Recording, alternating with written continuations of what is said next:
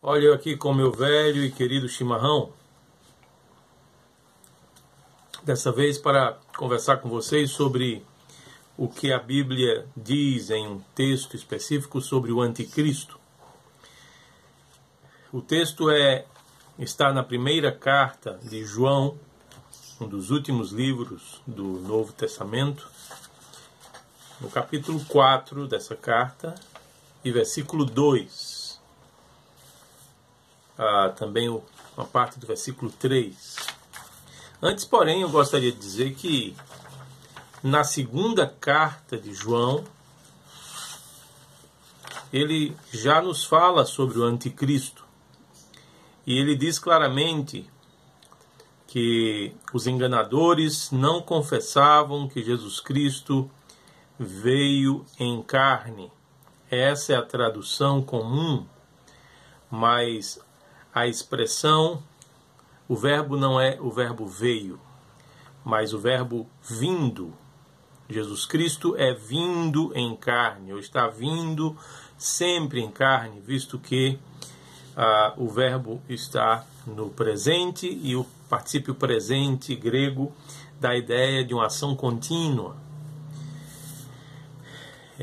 Quando o verbo está no presente em grego, acontece aquilo que ocorre em no Evangelho de João, capítulo 1, versículo 9, quando o texto diz que ele era a luz verdadeira que alumia todo homem vindo ao mundo. Alguns traduzem era a luz verdadeira que vinda ao mundo, e aqui o verbo se refere à luz, ilumina todos os homens.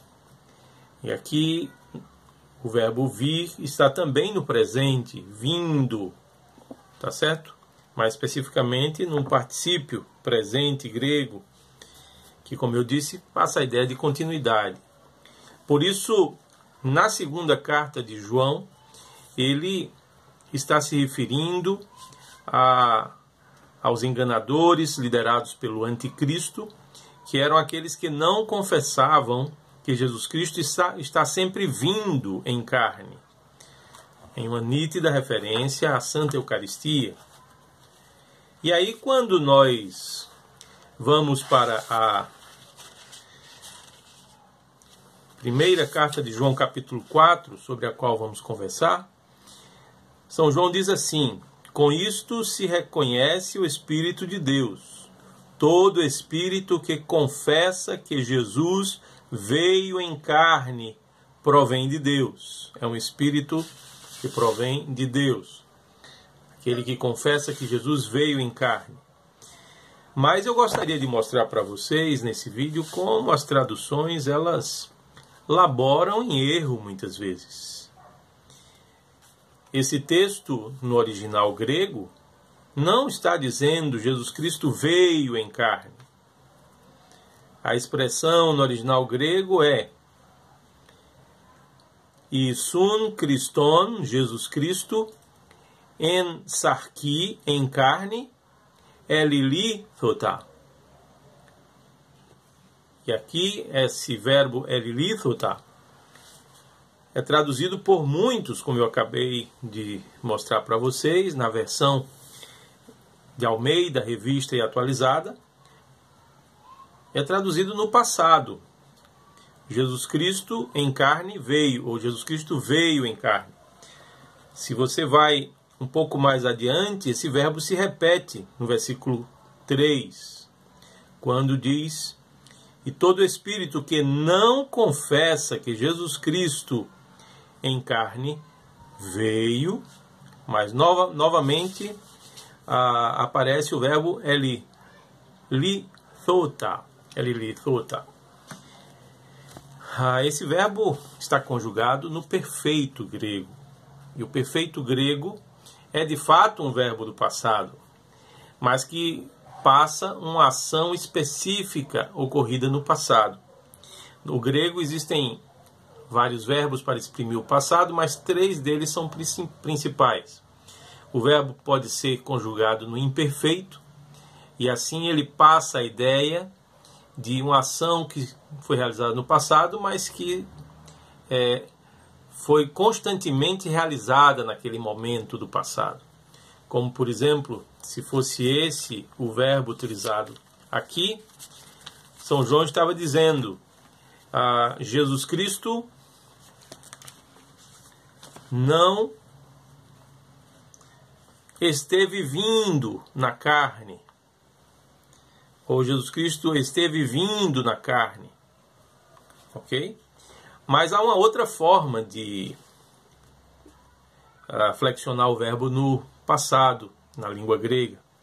É a conjugação, é conjugar o verbo no auristo. O auristo é um tempo passado no grego que indica uma ação específica ocorrida em um ponto específico do passado. E aí sim, esse texto poderia ser traduzido assim: todo espírito que confessa que Jesus Cristo veio em carne. Porque em um ponto específico do passado, na sua encarnação, ele veio em carne. Tá certo? E aquele espírito que não confessa que Jesus veio em carne, então, novamente, o verbo estaria sendo conjugado no auristo grego. Mas esse verbo, ele lithota, ele está conjugado no perfeito. Essa é uma outra forma de conjugar o verbo no perfeito, no passado grego, em que a ação realizada no passado permanece sendo realizada. Então, notem que traduzir esse verbo, esse texto, dessa forma, Jesus Cristo veio em carne, é uma tradução que não corresponde ao perfeito grego. O perfeito grego passa a ideia de que Jesus Cristo tem vindo, não é? Ou isso significa dizer que ele veio, é verdade, mas ele permanece a vir. Se nós pegarmos esse texto na versão de Almeida, mas a versão corrigida, que é a que eu mais gosto, diz assim: o espírito que confessa que Jesus Cristo veio em carne é de Deus, e todo espírito que não confessa que Jesus Cristo veio em carne não é de Deus. Então, novamente, o verbo é traduzido como se fosse um auristo grego. A diferença é que a versão corrigida de Almeida, ela preserva o texto grego completo, e a versão atualizada, ela tira uma parte do texto grego. E o texto grego traz o verbo duas vezes. A versão de Almeida atualizada só traz o verbo uma vez. Portanto, a corrigida é um pouco mais fiel ao original, mas mesmo assim ela traduz o verbo como se fosse um auristo e não um perfeito. Se nós formos buscar em outras versões, eu posso mostrar para vocês, por exemplo, a versão da Bíblia Pastoral, bastante conhecida, que diz assim: fala da parte de Deus todo aquele que reconhece que Jesus Cristo se encarnou. Ele evita a tradução da palavra espírito, e para passar a ideia de que é apenas uma pessoa que fala da parte de Deus. E aqui ele substitui o verbo veio pelo verbo se encarnou. Jesus Cristo se encarnou. É um verbo bastante teológico, interessante, mas também conjugado como se o verbo no original grego fosse um auristo e não perfeito.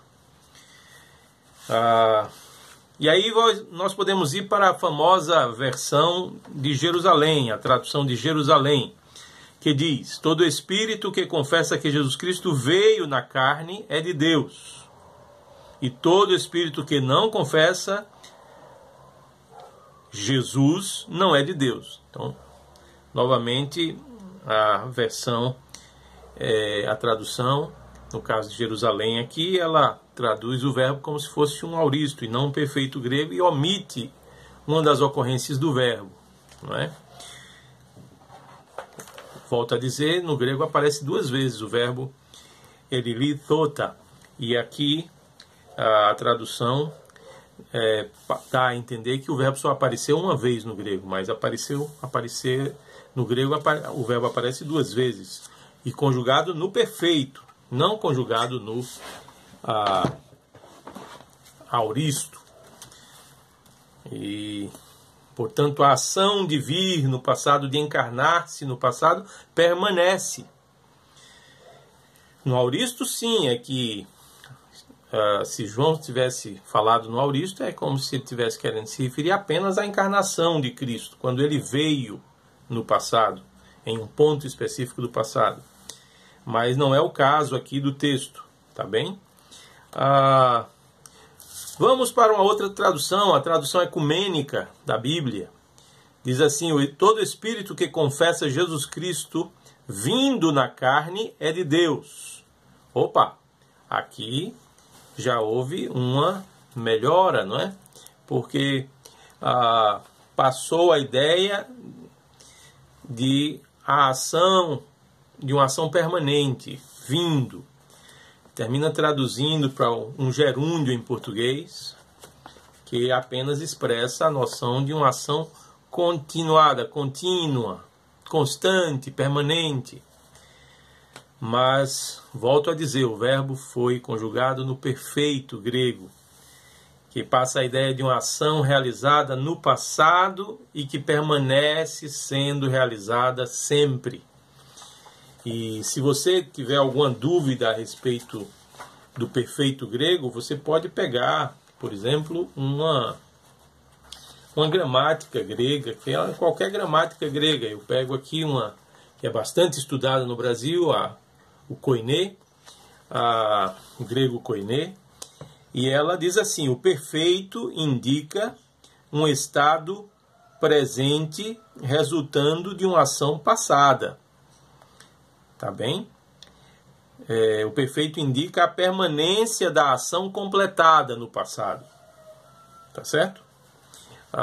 Por isso é que, se nós buscarmos uma chave linguística do Novo Testamento grego, por exemplo, ela vai dizer a respeito desse verbo, elilithota, ela vai dizer o perfeito aqui, porque o verbo foi conjugado no perfeito grego. O perfeito indica que a encarnação, que os efeitos da encarnação foram permanentes. Então, o efeito de ter Cristo vindo ao mundo e se encarnado é um efeito permanente, tá certo? A encarnação de Cristo possui efeitos permanentes e, portanto, ele não apenas encarnou no passado, mas a sua encarnação permanece. E é exatamente aqui que a gente percebe claramente que São João está fazendo uma referência nesse texto à Santa Eucaristia. O Cristo que se encarnou, que se fez carne, que veio em carne, ele continua vindo em carne.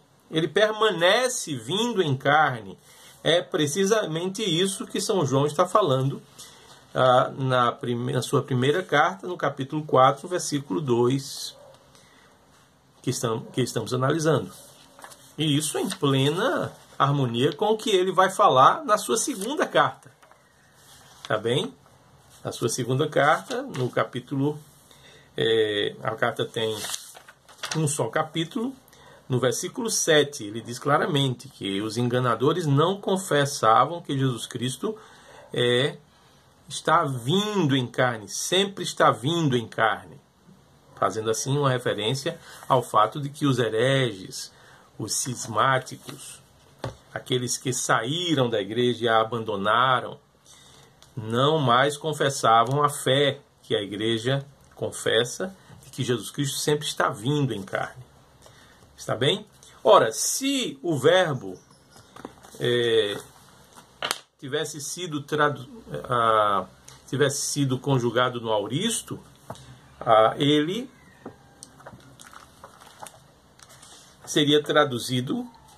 deveria ser traduzido como veio, exatamente como em 1 Timóteo capítulo 1, versículo 15, São Paulo diz: Jesus Cristo veio para o mundo para salvar os pecadores.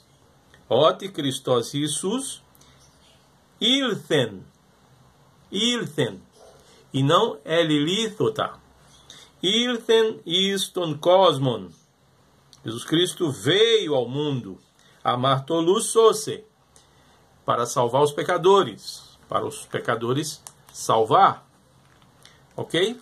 Então, literalmente, o texto de 1 Timóteo, capítulo 4, faz referência ao anticristo, como aquele que não confessa que Jesus Cristo veio em carne, mas essa sua vinda permanece até hoje, pois ele está vindo, ele permanece vindo em carne na Santa Eucaristia, que é carne e sangue de Cristo. Esse texto de 1 João capítulo 4 está dizendo que a igreja confessa que Jesus Cristo está vindo em carne. Ele não apenas veio em sua encarnação, mas os efeitos da encarnação são permanentes. A ação do verbo vir, conjugado no perfeito grego, é uma ação realizada no passado, é verdade, mas que permanece sendo realizada. Portanto, Jesus Cristo veio em carne, em sua santa encarnação, e está vindo, permanece vindo em carne na sua Santa Eucaristia.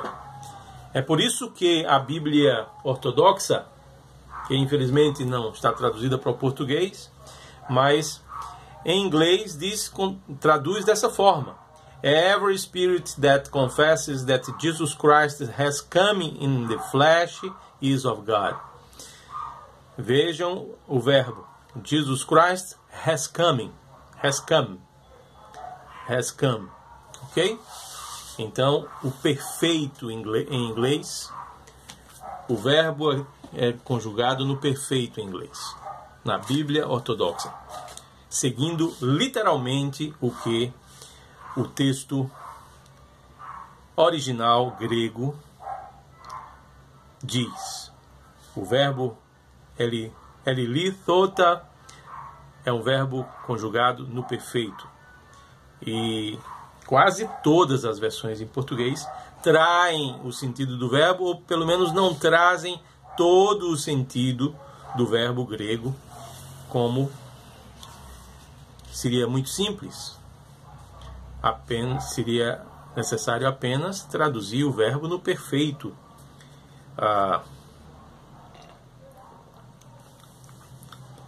E não jogar o verbo para um passado. E todas as demais versões geralmente traduzem da mesma forma e não passam assim o sentido pleno do verbo